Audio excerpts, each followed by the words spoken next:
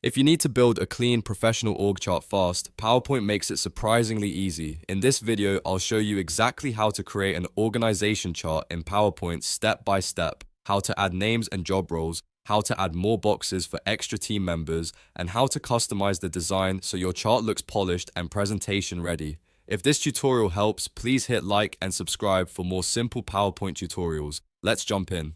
First, open PowerPoint and go to the slide where you want your org chart to appear. From the top menu, click Insert, then choose SmartArt. SmartArt is the built-in tool that gives you ready-made diagram layouts, and it's perfect for organization charts because it saves you a ton of time. When the SmartArt window opens, look at the category list on the left and select Hierarchy.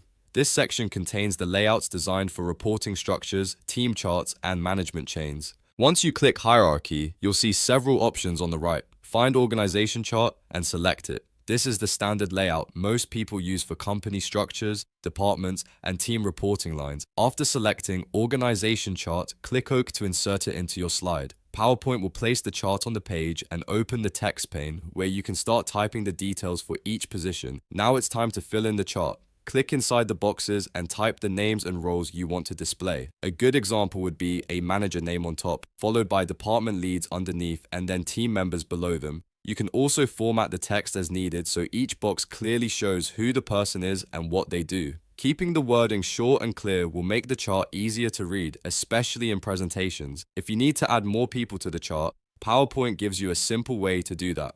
Click the box where you want to expand the structure, then go to the SmartArt Design tab. From there, click Add Shape. This is where you can build out the org chart to match your team structure. When you click Add Shape, you'll see several choices. If you want to add someone reporting directly under a person, choose Subordinate. If you want to place someone at the same level, choose Coworker. And if you want to add someone who supports the main role, choose Assistant.